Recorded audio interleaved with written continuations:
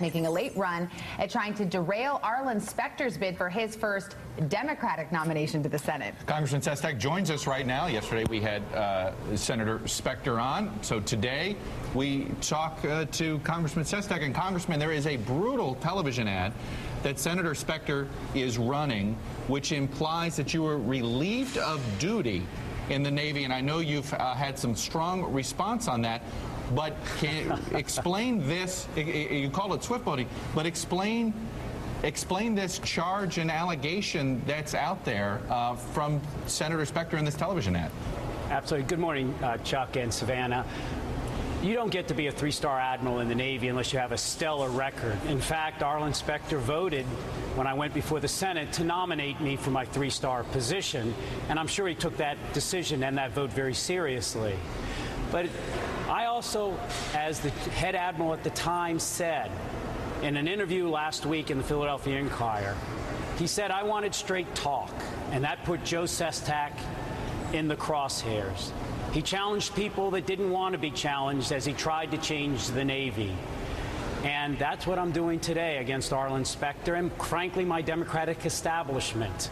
And so Arlen Specter feels as though after nominating me for 3 stars, he now has to actually have outrageous false allegations, just like he did against Lynn Yackel and Joe Hoffel, to the right-wing Republican kind of tactics. But I have no doubt that on Friday, Vice President Biden, when he comes to Pennsylvania, who actually said, I support Barack Obama because he actually seeks not to perfect the politics of swift boating, but to end them after what they did to John Kerry. And my fellow vet Max Cleland is going to put an end to this. Welcome on over here, Arlen Specter, the Democratic side, but don't bring your false negative attacks against service members. And what he said is absolutely wrong. But did I stand up and ruffle some feathers? I did.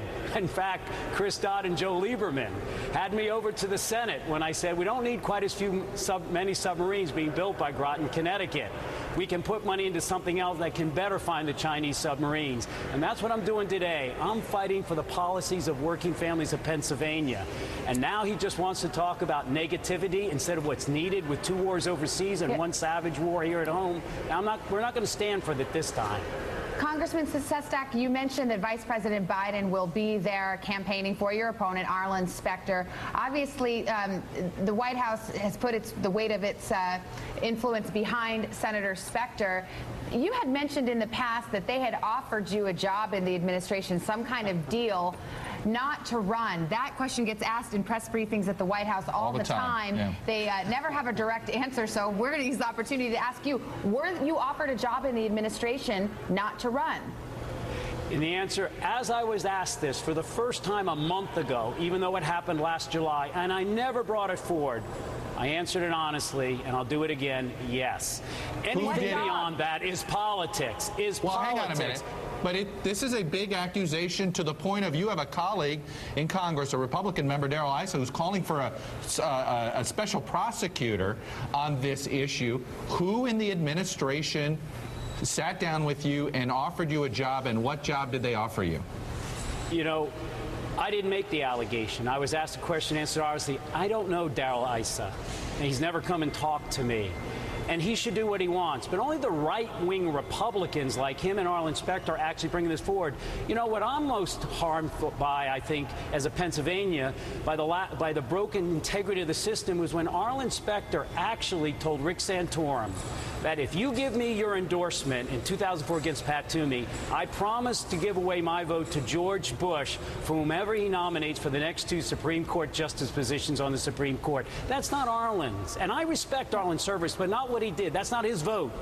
But he can't say he's independent and give his vote away to George Bush. That's our vote as Pennsylvanians. Before we let you go, let us take another run at it, because you do say you were offered a job. Why not give us a little more detail so people can understand what happened here, who you spoke to, and what job was offered? Because the White House denies this allegation. You know as well as I do that they said they didn't think whatever occurred was problematic. And what I do know is this.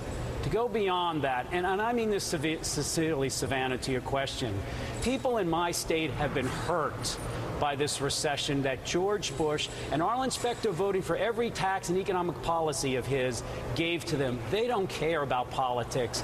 They want principle and policy to triumph over politics. Well, then why did you make the allegation? That's why I'm it.